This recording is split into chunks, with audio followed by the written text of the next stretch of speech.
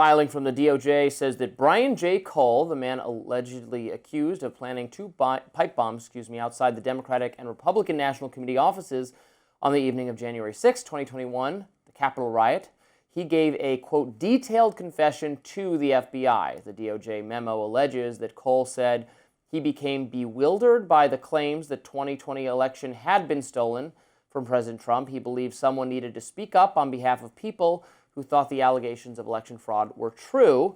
Cole said he wasn't targeting the joint session of Congress on January 6, 2021.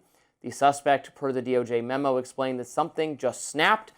After watching everything getting worse, he targeted the political parties because they were, quote, in charge. Cole added, "I really don't like either party at this point." Now, Cole allegedly told investigators that he learned how to make the black powder inside the devices from a video game that listed the ingredients, and he watched science-related YouTube videos to help put the bombs together. U.S. Attorney Jeanine Pirro said in a statement on X, "These documents make clear that my office with our law enforcement partners are working vigorously to secure justice in the attempted attack on our nation's political institutions nearly 5 years after the devices were placed and thankfully failed to detonate." Independent journalist Mehdi Hassan reacted to the latest development, writing on X, quote, "Oh, so the pipe bomber suspect from January 6th was an election denier. Yet more incitement of political violence from Trump and co." Oh, please, Mehdi.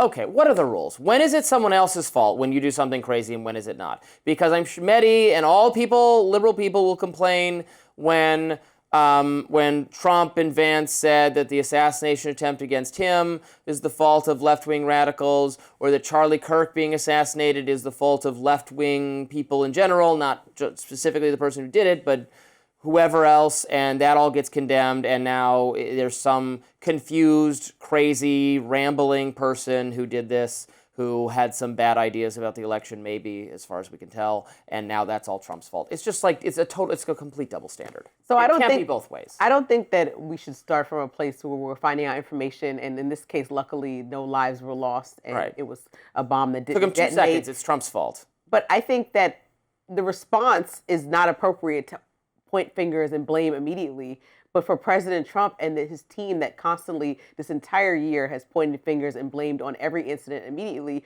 perhaps they should look in the mirror and look at this incident and say, this man said he was incited by the idea that the election was stolen, and they should maybe look inwards. This is not for any Democrats or anybody on the outside to say who may have caused this. If they are the same people that have been bringing up the rise of left-wing violence and all these terms they've been using over and over and over again, then perhaps the same people that are saying that should keep that equal opportunity energy around circumstances like this and not be silent. It's not Mehdi Hassan's job, I don't think, to do that. And I don't think it's either job to constantly point fingers. I don't think that's the right strategy in any case. But for a president that's leading the country and behaves like that all the time, we see all the time, his team's the first one to point out how the left is causing more violence than ever. The left does that. The left says that the right is causing more violence than ever.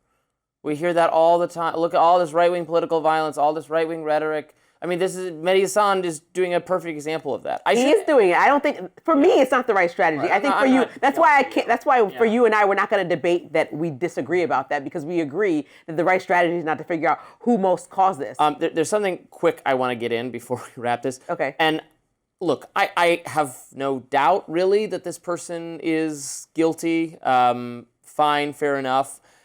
The idea that he confessed to the FBI, people confess all the time because police interrogations are intimidating psychologically. People confess to things they didn't do. People are highly suggestible under these conditions. So the fact that they're just telling us that he confessed and said this is why it was wouldn't be enough to sell me that that was the case. I would like to see the entire video footage of the interview and see how they put this idea in his head. And again, I'm not questioning whether he did it. It seems pretty likely that he did. But, he confessed, slam dunk, is not always as much of a slam dunk. Everybody confesses, including the things they never did, because police interrogations are psychologically vexing. All right. Just saying. Coming up on Rising, I'll be discussing the New York Times profile on Congresswoman Marjorie Taylor Greene and what she had to say about President Trump. Stick around.